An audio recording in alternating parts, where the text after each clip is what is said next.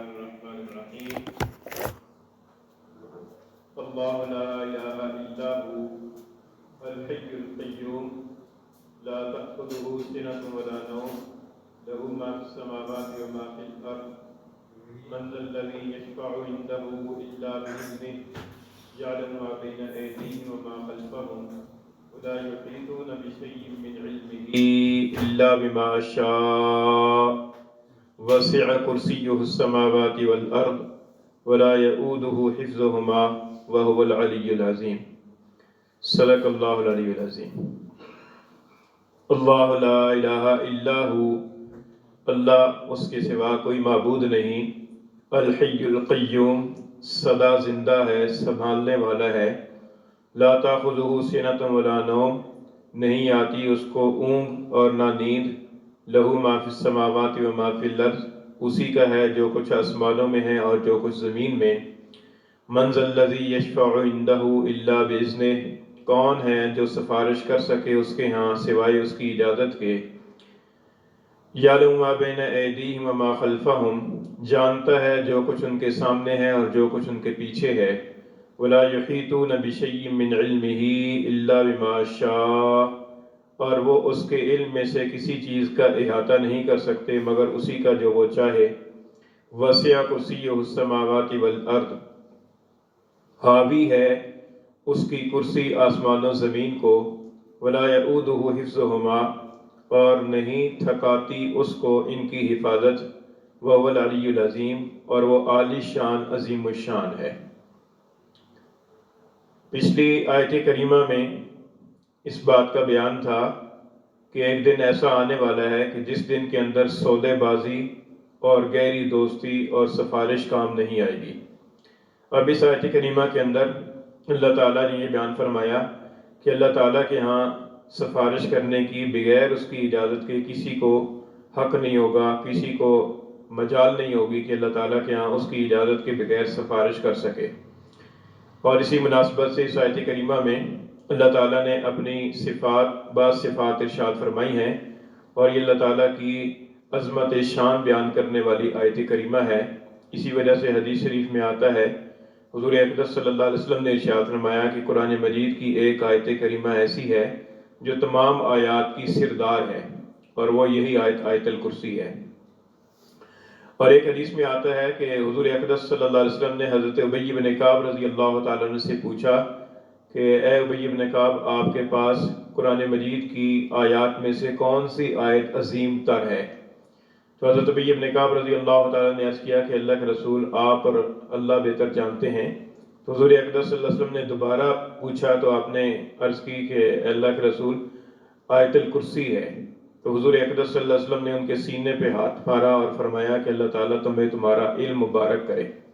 حضور اقدس صلی اللہ علیہ وسلم نے ان کی تصدیق فرمائی کہ سب سے عظیم تر آیت کریمہ قرآن مجید کی وہ یہی آیت الکرسی ہے۔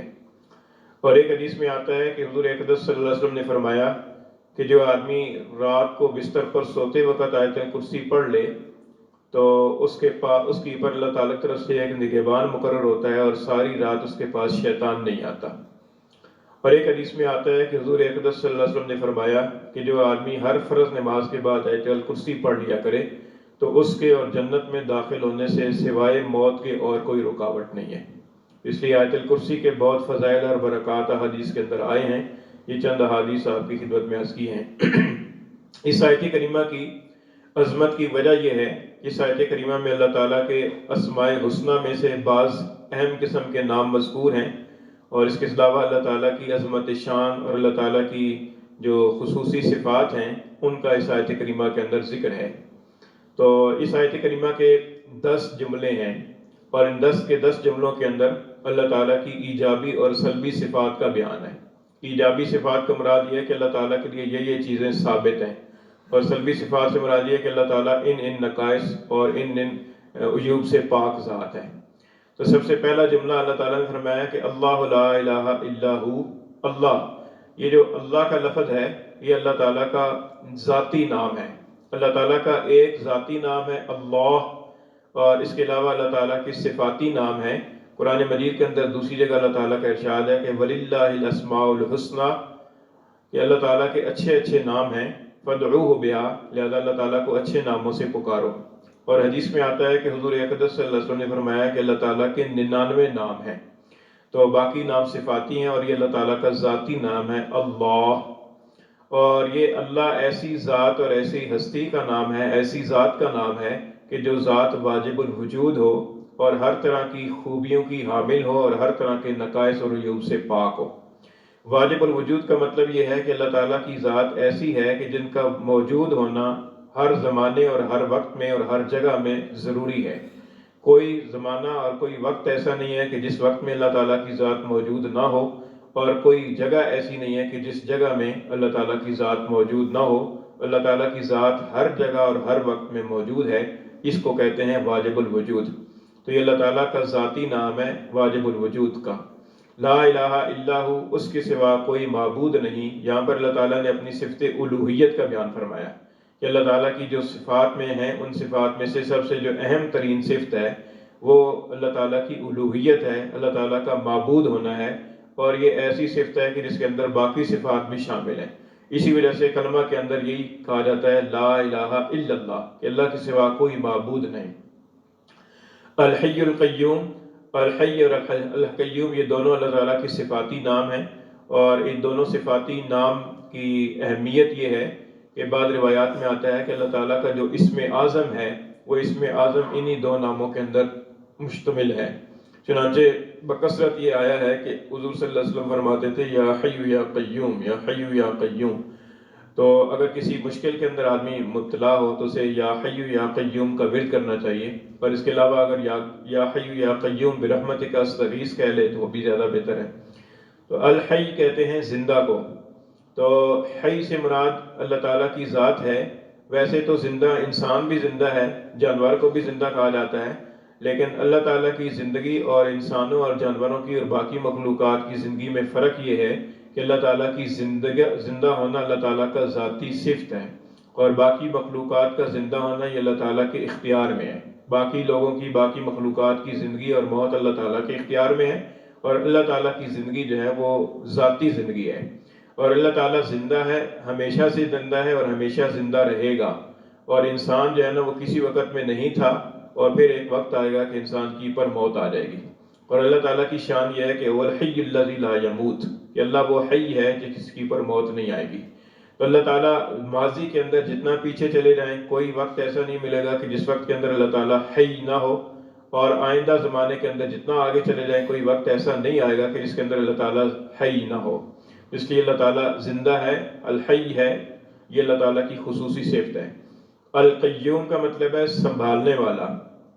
تو اللہ تعالیٰ صرف زندہ ہی نہیں ہے بلکہ اللہ تعالیٰ پوری کائنات کو سنبھالے ہوئے۔ پوری کائنات کے اندر زمین بھی ہے، آسمان بھی ہے، ستارے بھی ہیں، سورج بھی ہے، بادل بھی ہیں، ہوائیں بھی ہیں، جانور بھی ہیں، انسان بھی ہیں، نباتات بھی ہیں، جمادات بھی ہیں، پہاڑ بھی ہیں، دریا بھی ہیں، ہوائیں بھی ہیں۔ یہ سارا جتنا نظام ہے اور جتنی کائنات ہے، ساری کائنات کو سنبھالنے والی ذات اللہ ہے۔ اسی نام کے لیے، اسی صفت کے اظہار کے لیے اللہ تعالیٰ نے القیوم فرمایا کہ اللہ تعالیٰ کی ذات القیوم ہے۔ اسی کے تحت میں علماء کرام نے فرمایا کہ یہ جو بعض لوگوں کا نام عبد القیوم ہوتا ہے تو ان کو قیوم بلانا درست نہیں ہے۔ قیوم بولنا یا قیوم بلانا یا قیوم لکھنا درست نہیں ہے، اس لیے کہ قیوم تو اللہ تعالیٰ کی خصوصی صفت ہے، اور اللہ تعالیٰ کی صفت کے اندر کوئی دوسرا شریک نہیں ہو سکتا۔ پوری کائنات کو اللہ ہی سنبھال سکتا ہے، کسی کے بس میں نہیں ہے کہ کوئی انسان اپنے آپ کو یا اپنے اہل خانہ کو سنبھال سکے۔ یہ تو اللہ تعالیٰ ہی کی ذات ہے کہ اللہ تعالیٰ پوری کائنات کو سنبھالے ہوئے۔ اللہ تعالیٰ نے فرمایا کہ اللہ یمسک السماوات والارض، اللہ ہی ہے کہ جو زمین و آسمان کو تھامے ہوئے ہے۔ وَلَئِن زَالَتَا إِنْ أَمْسَكَهُمَا مِنْ بَعْدِهِ، فرمایا کہ اگر اللہ تعالیٰ ان کو ٹلا دے تو پھر کون ہے جو ان کو سنبھال سکے۔ اور یہ سنبھالنا ایسے، آپ اس سے مثال کے طور پر سمجھ لیجئے کہ زمین جو ہے نا ہماری ایک گلوب کی صورت میں ہے، اور یہ زمین جو ہے نا کسی چیز کی پر ٹکی ہوئی نہیں ہے بلکہ یہ فضا کے اندر معلق ہے، لٹکی ہوئی ہے بغیر کسی سہارے کے۔ اور صرف لٹکی ہوئی نہیں ہے بلکہ یہ گھوم بھی رہی ہے، اور صرف ایک ہی طرح کی حرکت نہیں کر رہی بلکہ 2-3 طرح کی حرکات کر رہی ہے، اور ہر وقت حرکت میں رہتی ہے۔ اور یہ اللہ ہی ہے کہ جو اللہ اس زمین کو سنبھالے ہوئے ہے، ورنہ اللہ تعالیٰ کا حکم ختم ہو جائے تو یہ زمین ایک سیکنڈ کے اندر جو ہے نا وہ کشش ثقل کی وجہ سے کہیں سورج کے اندر یا کہیں کسی اور سیارے کے ساتھ جا کر ٹکرا جائے اور ساری کائنات تباہ ہو جائے۔ تو یہ اللہ ہی ہے کہ جو اتنی بڑی کائنات کو سنبھالے ہوئے ہے۔ لا تأخذہ سنۃ ولا نوم، اللہ کی شان یہ ہے کہ نہ اس کو اونگ آتی ہے اور نہ نیند آتی ہے۔ اللہ تعالیٰ کی ذات اس بات سے پاک ہے، کیونکہ اونگنا اور نیند کا آنا یہ غفلت کی علامت ہے، اور یہ اللہ تعالیٰ اس طرح کی صفات سے، اس طرح کی نقائص سے اللہ تعالیٰ کی ذات پاک ہے۔ اور اس لیے بھی فرمایا کہ یہود کا اور بعضوں کا عقیدہ یہ تھا کہ اللہ تعالیٰ نے 6 دنوں میں زمین و آسمان کو پیدا فرمایا، اور پھر اللہ تعالیٰ تھک گیا، اور پھر اللہ تعالیٰ نے لحاظ باللہ 7ویں دن آرام کیا، اسی لیے 7ویں دن کو وہ سبت کہتے ہیں، یوم السبت۔ سبت کا مطلب ہوتا ہے منقطع ہو جانا، کام ختم کر دینا۔ تو یہ ان کا غلط عقیدہ ہے۔ اللہ تعالیٰ نے اس کی تردید قرآن مجید کے اندر کئی جگہ پر ارشاد فرمائی ہے۔ ایک جگہ ارشاد فرمایا ہے کہ ہم نے زمین و آسمان پیدا کیا، وما مسنا من لغوب، اور ہمیں تھکاوٹ نہیں ہوئی۔ اور ایک جگہ اللہ تعالیٰ نے ارشاد فرمایا کہ ولم یا بخلقہن، اللہ تعالیٰ نے زمین و آسمان کو پیدا فرمایا اور ان کو پیدا فرمانے سے اللہ تھکا نہیں ہے۔ یہ یہود کا غلط عقیدہ ہے۔ تو یہاں پر بھی اللہ تعالیٰ نے فرمایا کہ لا تأخذہ سنۃ ولا نوم، کہ نیند اور اونگ سے اللہ تعالیٰ پاک ہے۔ اللہ تعالیٰ کو نہ اونگ آتی ہے اور نہ اللہ تعالیٰ کو نیند آتی ہے، اللہ تعالیٰ اس سے پاک ہے۔ یہ تو انسان کی کمزوری ہے کہ انسان جو ہے نا وہ اونگتا بھی ہے اور انسان سو بھی جاتا ہے، اور انسان کو نیند آ کر دبا لیتی ہے۔ بعض اوقات انسان جاگنا چاہتا ہے، کام کرنا چاہتا ہے، لیکن نیند غیر اختیاری طور پر اس کو آ کر دبا لیتی ہے۔ تو یہ انسان کی کمزوری ہے، مخلوق کی کمزوری ہے۔ اللہ تعالیٰ کی شان، اللہ تعالیٰ کی ذات اس سے پاک ہے۔ لہو ما فی السماوات و ما فی الارض، آسمانوں میں اور زمینوں میں جو کچھ ہے وہ سب کا سب اس کا ہے۔ یعنی آسمانوں میں جتنی نظام چل رہے ہیں، ستارے ہیں، سیارے ہیں، فرشتے ہیں، بادل ہیں، ساری چیزوں کا مالک اللہ ہے۔ اور زمین کے اندر جتنے خزانے ہیں، پانی کا خزانہ ہے، ذخیرہ ہے، پٹرول کا ذخیرہ ہے، اور اسی طریقے سے زمین کے اندر فصلیں اگانے کی طاقت ہے، اور غلے اور سبزیاں اگانے کی طاقت ہے، یہ سب کچھ ساری چیزوں کا مالک اللہ ہے۔ زمین و آسمان کے اندر جتنی چیزیں ہیں ان ساری چیزوں کا مالک اللہ ہے۔ انسان بھی بعض چیزوں کا مالک ہوتا ہے، لیکن عارضی طور پر اور مجازی طور پر مالک ہوتا ہے، حقیقی طور پر ساری چیزوں کا مالک اللہ ہے۔ اور بعض علماء نے یہ فرمایا کہ اس سے یہ بھی مراد ہے کہ زمین و آسمان کے اندر جتنی چیزیں ہیں ان ساری چیزوں کا مستحق اللہ ہے۔ کسی انسان کو، کسی مخلوق کو کوئی حق حاصل نہیں ہے۔ اللہ تعالیٰ جو دے دیتا ہے یہ اللہ تعالیٰ کا کرم ہے۔ کسی انسان کا حق نہیں بنتا وہ یہ سمجھے کہ میرا حق بنتا ہے، یہ مکان میرا حق بنتا ہے، یہ گاڑی میرا حق بنتی ہے۔ یہ اللہ تعالیٰ کی دین ہے۔ اللہ تعالیٰ جس کو چاہے جو چاہے دے دے، باقی حقیقت میں حق جو ہے اور مستحق اللہ تعالیٰ کی ذات ہے۔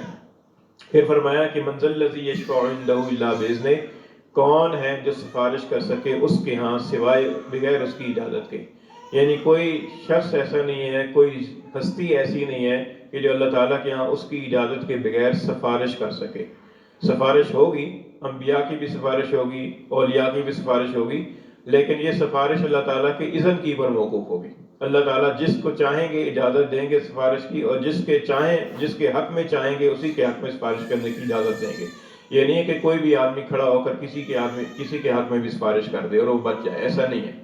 یہ تو مشرکین کا غلط عقیدہ تھا جو بتوں اور دیوتاؤں کی خدمت کرتے تھے اور عبادت کرتے تھے اور کہتے تھے کہ ہؤلاء شفعاؤنا عند اللہ، یہ اللہ تعالیٰ کے ہمارے سفارشی ہیں اور سفارش کر کے ہمیں بچا لے جائیں گے۔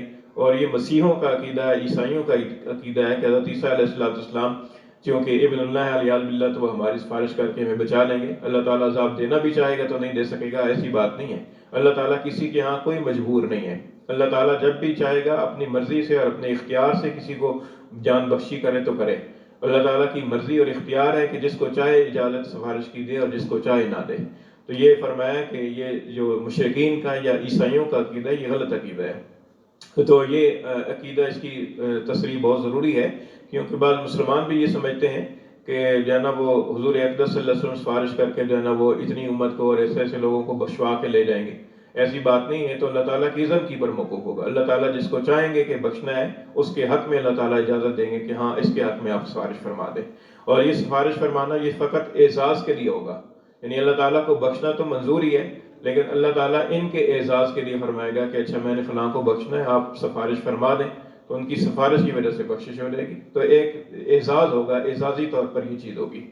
تو فرمایا کہ من ذا الذی یشفع عنده الا باذنہ، کون ہے کہ جو سفارش کر سکے اس کے ہاں بغیر اس کی اجازت کے۔ سب سے بڑا اور اونچا مقام انبیاء کا ہوتا ہے۔ انبیاء علیہ السلام کے بارے میں حدیث شریف کے اندر آتا ہے کہ قیامت کے دن حساب کتاب شروع نہیں ہو رہا ہوگا۔ تو لوگ جو ہے نا وہ مجبور ہوں گے، تنگ ہوں گے اور کہیں گے کہ کسی طریقے سے حساب شروع ہو جائے، تو وہ بالآخر انبیاء کے پاس جائیں گے، حضرت آدم علیہ السلام کے پاس جائیں گے. تو حضرت آدم علیہ السلام بھی جرت نہیں کریں گے سفارش کرنے کی. وہ کہیں گے کہ تم نوح کے پاس جاؤ. نوح علیہ السلام کے پاس جائیں گے، وہ بھی جرت اور ہمت نہیں کریں گے کہ سفارش کر سکیں. پھر ابراہیم علیہ السلام کے پاس جائیں گے، پھر اور انبیاء کے پاس جائیں گے، یہاں تک کہ آتے آتے حضور نبی کریم صلی اللہ علیہ وسلم کی پر بات آ کر پہنچے گی. حضور نبی کریم صلی اللہ علیہ وسلم کی یہ شان ہے اور آپ کی یہ ایک مقام ہے کہ آپ پھر سفارش کے لیے آپ سجدے کے اندر سر رکھیں گے. اور حضور اقدس صلی اللہ علیہ وسلم نے فرمایا کہ اس وقت اللہ تعالیٰ کی طرف سے مجھے کچھ کلمات الہام ہوں گے جو ابھی بھی مجھے معلوم نہیں ہیں. وہ اس وقت مجھے الہام ہوں گے اور اس وقت میں اللہ تعالیٰ کی ثنا ان کلمات کے ذریعے سے کروں گا، اور پھر اللہ تعالیٰ کی رحمت سے اور اللہ تعالیٰ کے فضل و کرم سے سفارش یہ ہوگی اور قبول ہوگی اور حساب کتاب شروع ہوگا. لیکن بات یہ ہے کہ پچھلے انبیاء علیہ السلام کا مقام بھی بہت اونچا تھا، حضرت نوح علیہ السلام، حضرت ابراہیم علیہ السلام، لیکن وہ ہمت نہیں کر سکے سفارش کرنے کی. تو اللہ تعالیٰ فرماتے ہیں کہ من ذا الذی یشفع عنده الا باذنہ، اللہ کے ہاں کون ہے جو سفارش کر سکے بغیر اس کی اجازت کے. آج کل تو یہ لوگ سمجھتے ہیں نا کہ فلاں پیر صاحب کے ساتھ ہمارا تعلق ہے جی، بس وہ پیر صاحب ہی کر دیں گے سارا کچھ. ایسا نہیں ہوتا، بلکہ یہ تو انسان کے اپنے ایمان اور اپنے اعمال ہیں. اپنے ایمان اور اپنے اعمال کے بعد پھر کسی اللہ کے نیک بندے کی سفارش مل جائے تو یہ اللہ تعالیٰ کا فضل و کرم ہے، اللہ تعالیٰ کی مرضی ہے. تو یہاں پر یہ فرمایا کہ کون ہے کہ جو اس کے ہاں سفارش کر سکے بغیر اس کی اجازت کے. اجازت ہوگی تو پھر سفارش ہو سکے گی. یہ آیت الکرسی کے پہلے 5 جملے ہیں. اگلے 5 جملوں کی تشریح انشاءاللہ اگلے درس میں عرض کی جائے گی. اللہ لا الہ الا ہو، اللہ جس کے سوا کوئی معبود نہیں. الحی القیوم، سدا زندہ ہے، سنبھالنے والا ہے. لا تاخذہ سنۃ ولا نوم، نہیں آتی اس کو اونگ اور نہ نیند. لہو ما فی السماوات و ما فی الارض، اسی کا ہے جو کچھ آسمانوں میں ہے جو کچھ زمین میں. من ذا الذی یشفع عنده الا باذنہ، کون ہے جو سفارش کر سکے اس کے ہاں بغیر اس کی اجازت کے. الحمدللہ رب العالمین.